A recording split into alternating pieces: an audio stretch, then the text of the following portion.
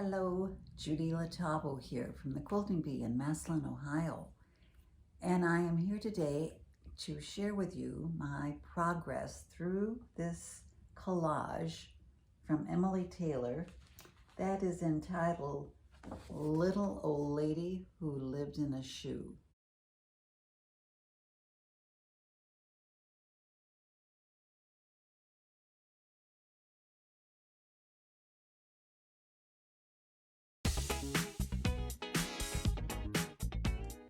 I purchased this a few months ago and it's been on a shelf, but we have some of the pattern coming into the shop. So I thought maybe it's time I get my act together, get one finished so we can show you what a completed project looks like. So that's what I am doing. So the logistics of starting any collage project are the same. You mount your pattern onto your work surface. In my instance, this is my foam board that I cover in flannel, but you can also have one covered in felt. It measures 20 by 30 inches, I believe, and sits on, I clip it to an easel that I purchased at Michael's. It was not wide enough for this project, so I have added one of my little design boards that's normally over by my sewing machine. Just clipped it onto the easel, which I was able to do because I moved my foam board over partially off of the easel, and that enabled me to extend my surface that I have to work with. And I will either lower this, or as I roll the whole thing up as I get things completed, we'll see. But rather than trying to tape two foam boards together, covering them for what is probably going to be a one-in-a-lifetime size collage that I will be doing, I've gone through the back door, and I think that this will work just fine. So what else do we need to do to get ready to start? Well, I like to have the sample of my project where I can see it, where I can use it as a guide. I have on my little side table here all of my green prepared fabric by category. And for instance, this is, there were 4 different values represented by the pattern that I felt I saw. So this is one of my midtones, and I have a similar collection for my lightest midtones, slightly darker midtones, and my darkest. So they are all in little stacks here on my side table. Then, as with any collage, the next question is, all right, where do I start? Since this is not mounted in its entirety on a work surface, for me that was very easy to decide I'm starting at the top. I'm just going to work my way down this little critter. So that's what I did. I put it to where I'm starting at the top section. I could easily have started at the bottom, but one end or the other I felt would be best. So I've started up here. I have already put in my blues of the blue skies. I need to continue that around. I went ahead, and where the pattern indicated the lightest of green, I put that in. And you may not be able to tell from the camera distance, but I didn't necessarily follow the pattern exactly. We need to remember the pattern is an indication. It's a suggestion. It's saying don't forget to do this somewhere in this area. So whatever my cut pieces, the shape that I had, that dictated what this stream of lighter green would be. So I have that in. I have the lightness that's coming down through here. And I have my dark already in place. So that has enabled me to just intermingle my two mid-range sections as I continued placing the green on the tree. And that's what I will do, being certain that I respect the line here where it ends, where the sky is showing again. When I get to doing the sky here, I will lift this ever so gently so that I am getting my 1/8 to 1/4 of an inch overlap. But that's my plan. This is a rhubarb plant, and I love rhubarb, which was part of, I think, what attracted me to it. So this is a stalk of rhubarb, and here is some more rhubarb coming up into this tree, this leaf. And so my plan is to finish my green all in through here and finish my blue probably, well, I'll probably come down to where my board ends, which is right about in here. And I will be back because at that point, obviously, I will need to start on my shoe and part of my rhubarb. My intent then is to be able to, well, I have to think about what I'm going to do next. But anyway, that's my plan, and I will see you when I get to the next step. Okay, I'm back with a little update of something that I have run into. As you recall, I was working on all of this green and the blue. So I have brought my blue on down here at the side, and then I got to where I was putting the blue under the green leaves, which meant lifting the green to put a blue. When you lift a piece, it's seldom that it is a single piece because of overlap. So normally it's going to be at least 2 and sometimes 3 pieces that are affected by that gentle lift. When you're only doing a very small area, maybe 1 or 2 pieces, that isn't we can all do that. But this got to be a little tedious as I came along this entire row of green leaves, and a little depressing when I realized I'm going to also have that same issue along the stalks. And not only along the stalks, but where the stalks overlap, as well as along my shoe.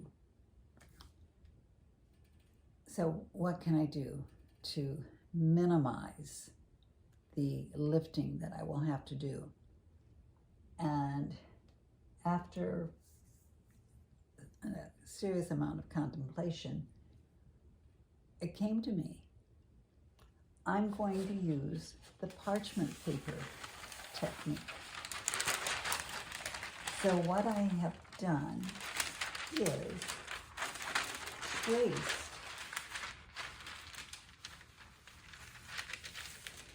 and of course I'm not able to line it up as it should be, but this is close. So I traced where the red is going to be, and I included the markings for the value change so that I would be able to know, okay, somewhere in this area it needs to be darker or lighter, as the case might be. And that will enable me to go ahead and encroach on all of the stalk area with my blue and my green. And because I'm going to be able to overlay those red stalks from the parchment paper process to the foundation. And I think I'm going to like not having to worry about all these edges as much as I thought I was going to have to. And I will probably do the same thing for the shoe, for the top part of the shoe. So just wanted to let you know, if that's something you want to consider, trace it before you put it on your design board. It will be a lot easier than working with it in this position. And especially since I have some overlap, do it beforehand where you can put it down flat and do your tracing. And that's the process I would suggest. But you might also be interested in seeing, what size am I cutting? This is about the size. This is my average. Now, sometimes, of course, it's going to be a slightly different shape, but we are working on a larger piece than we have in the classes. For those of you who've taken classes from me, it's been a little tulip or a little crocus or our pumpkin. Nothing has been this scope. And the larger the design is, the larger your pieces should be. So we're not looking for little teeny tinies like that. We're looking for generous pieces. Otherwise, we're going to be cutting and applying millions of these little pieces, where one piece will be make more of a statement and be easier on us. So keep that in mind. So that's it for now. So what I'm going to do is go ahead, finish up my blue, not worrying about the lines and not worrying about the top, the edges of the shoe. I'm just going to apply green. I'm not going to overlap a great extent, but I'm going to feel comfortable in, let's see, well, where's an edge? Right here. So put that right in there, not worrying about this distinctive line for the rhubarb. I'm just going to go ahead and lay that in, because I will have my overlap then when I apply the red. So let's peel this off. I have also found, for me anyway, if I try to use my nails, I don't have quite as much fraying. It's whatever works best for you. So there, that is placed.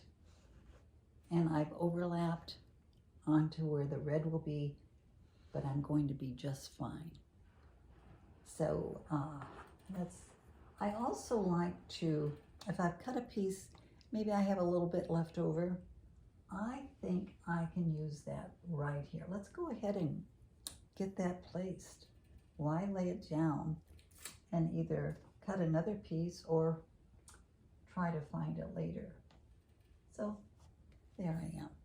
If you recall, my grandiose plan was to do what is basically the background and the detail pieces, the shoe, the rhubarb, all the little stuff that's in there with the parchment paper process, and then overlay, so that I wasn't having to lift all the time.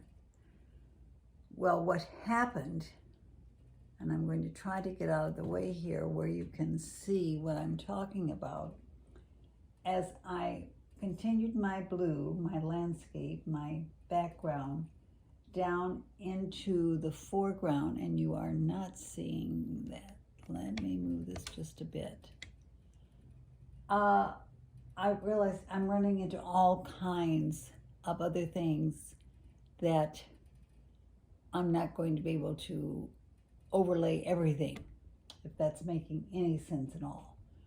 So I regrouped and decided what I need to do, maybe this is plan 2, is just work sections, which is sort of what I was doing, but when I say work it, I mean also do the shoe and my rhubarb and whatever might show up as I continue on down. Still, I'm choosing to still use the parchment paper for that because I don't want to be lifting every little piece. It's just a hang up of mine. So what I did, I took my tracing of the pattern and applied it to a design board so that I could start working on that rhubarb that is up in this area. I have this in, and I took it off and applied it, and I am now working on this part of the rhubarb. And I'm still using my tracing because that's where my true outline for my rhubarb is, and my true outline for my gradients in value of red. So I'm still doing that. But in using the parchment paper technique, of course, I'm getting into a different process. So for those of you that maybe have not done this, I'm going to do a few pieces and try to explain in a few words what has to be done with parchment paper. Same process as far as cutting or anything as we have been doing with our process, but let's see. So you can see that this process is the same as if we were doing it on a foundation, the only exception being we are having to make certain that our pieces stay where we place them, which we sometimes do by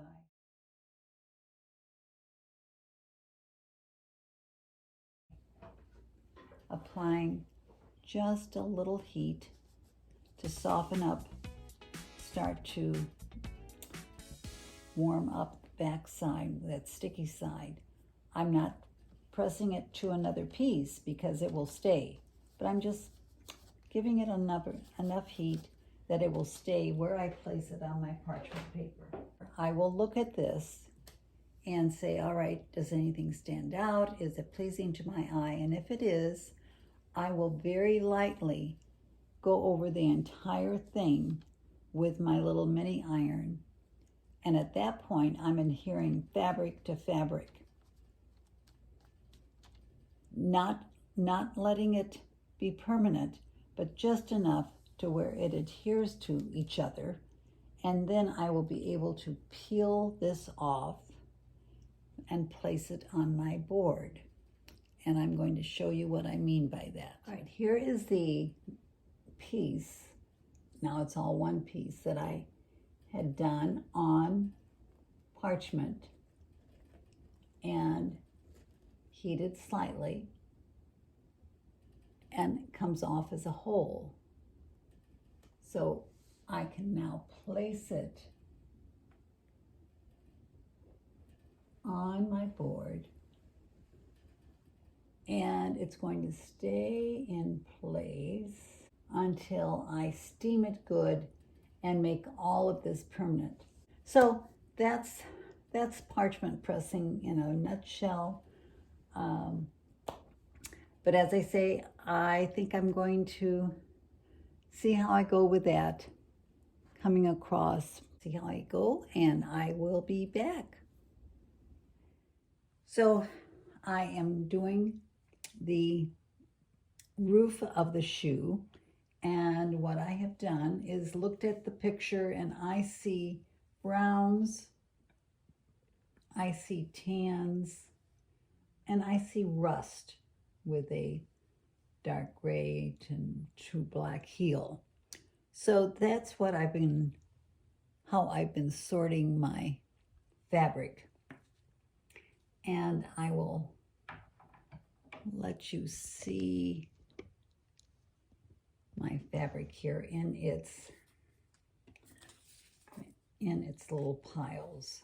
Whoops, I've gotten some out of kilter here. Here we go. So my dark browns, my mediums, and my lights.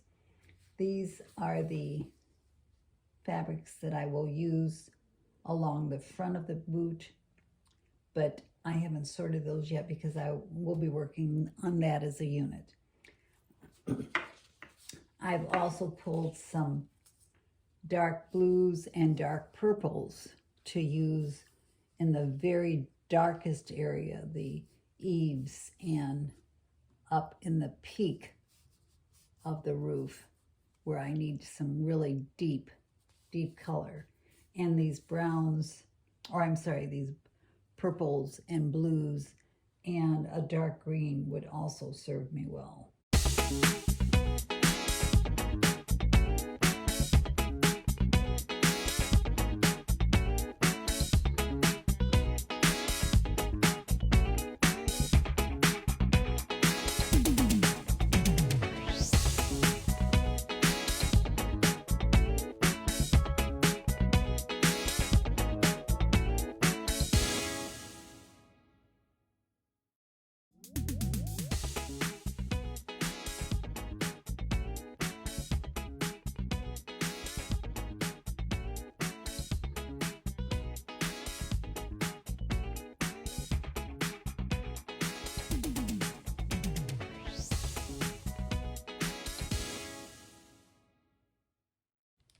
So that's what I'm going to be doing. I will finish this and I'll put my roof on, light, mediums, and darks, and I'll be back, I think, and we'll do the eaves.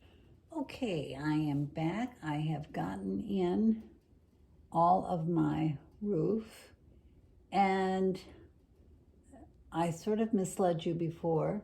Keep in mind, as this roof line comes down, this part that is coming back up is getting more light, so it should be a little lighter than this, in my opinion. So that's just what I'm seeing with my light source. I've gone ahead and cut out some possible eave fabrics, and so let's see how putting our eaves on goes. I went ahead and also did just this portion of the body of the shoe because I wanted the eave to overlap onto it also. So I'm going to lay these in and see what I end up with. No particular order. I just pulled my blacks that had some other shading or colors with them, but they were still deep. Let's see if it does the job for me.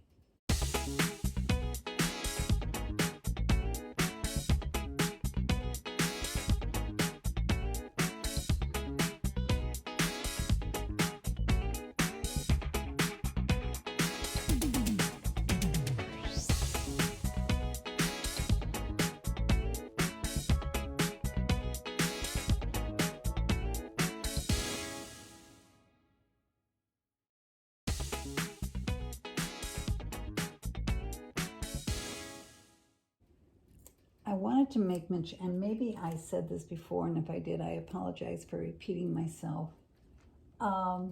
You are going to need a lot of blue for this. So when you think you have enough,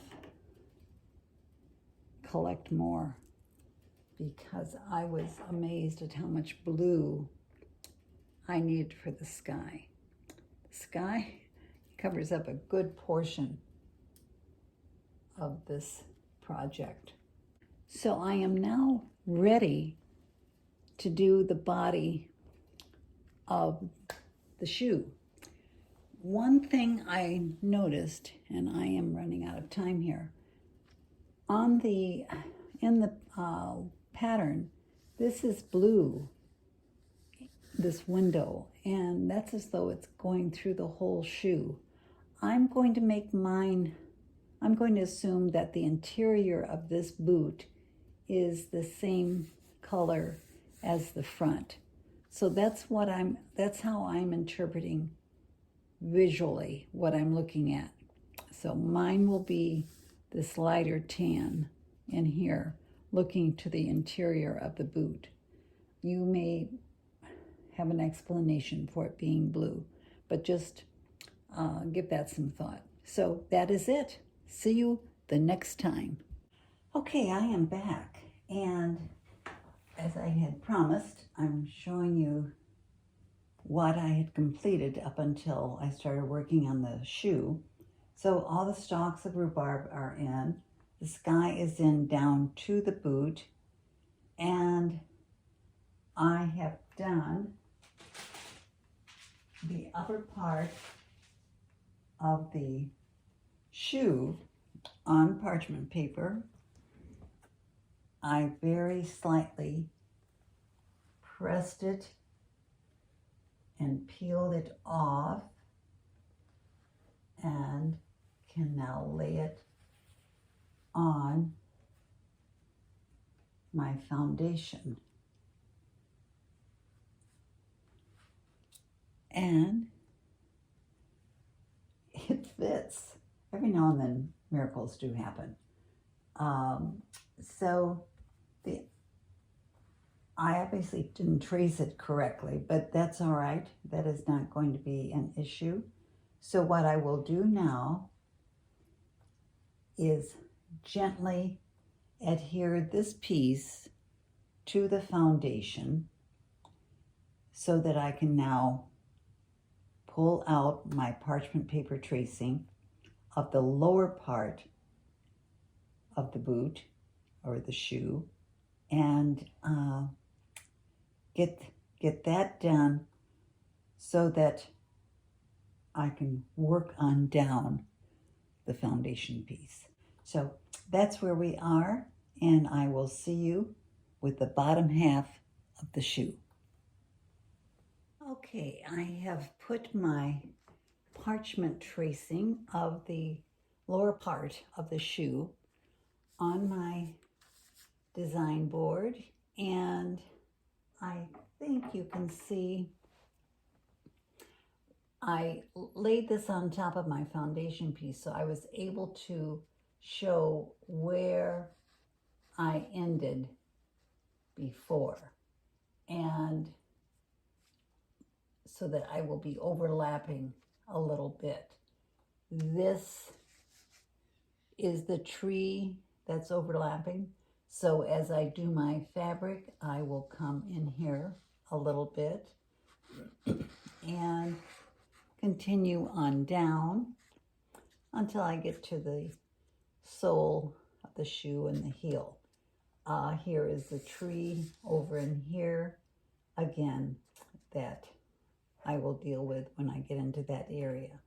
I may go ahead and do the tree on a separate piece, so I'm lay it on. I don't know yet, but I am ready to start laying some fabric down. Again, overlapping just a little bit, and I don't think my little iron is hot enough yet to do any good, so we'll hope that will stay. But you have the idea of what I'm going to be doing next, and I will continue on and quickly get this part finished so we can get down to the lower portion of our foundation piece. Okay, I have finished the lower part of the shoe, and I've gone ahead and put it on the foundation piece. The only issue I had, there were two places, let's see if I can show you without, right in here and over here, where it didn't quite match up. So all I had to do was overlay a piece to make it work out, and that was no big deal. So it is as far as I will get here in Florida. We are leaving in a couple days, so I'm going to be rolling it up and getting it ready for going home to Ohio, at which time I'm going to finish the rest of it. See if I can back up a bit. With it just being a foundation piece, just working on the foundation, because the rest is grass and rocks and the bushes, so shouldn't be too much of an issue. All right, back in Ohio, it's on my easel here, and I have finished with all the blue. I have started working on the green grass, and I think the shrubs are all finished. I may put a little more on them. I'll have to see. But so my plan of action is to continue with the green grass. And as you can tell, I'm starting with some really light. And as with most lawns, this one will have some darker areas than others, healthier areas. So I will continue along those lines. And then last but not least, as far as the foundation panel, will be the pathway. So that will be in grays and some darker tones. I'm not sure I can find any fabric with children. I will start looking, but that is it for now, and we will continue on.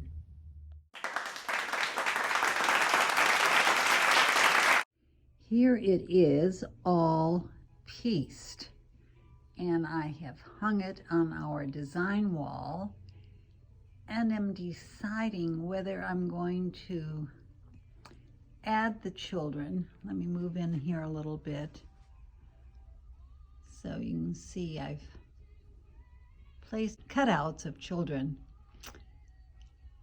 on the ground and in the window.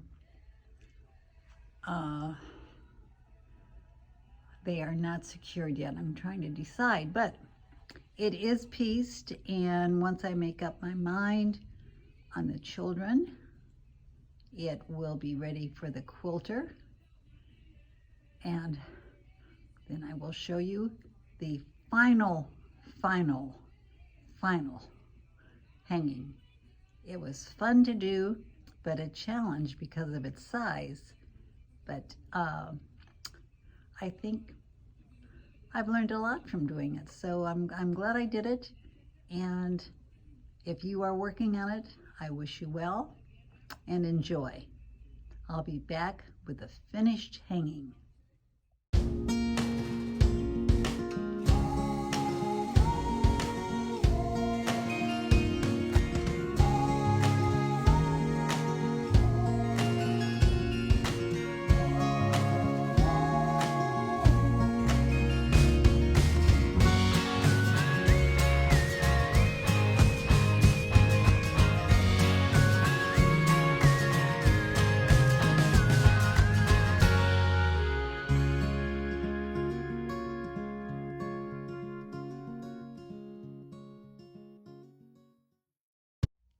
All right, Little Old Lady in the Shoe is finished.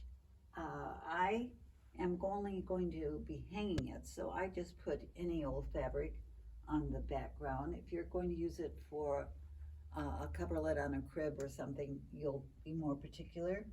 I elected to bind it just in black. I think that looks like a nice frame around it.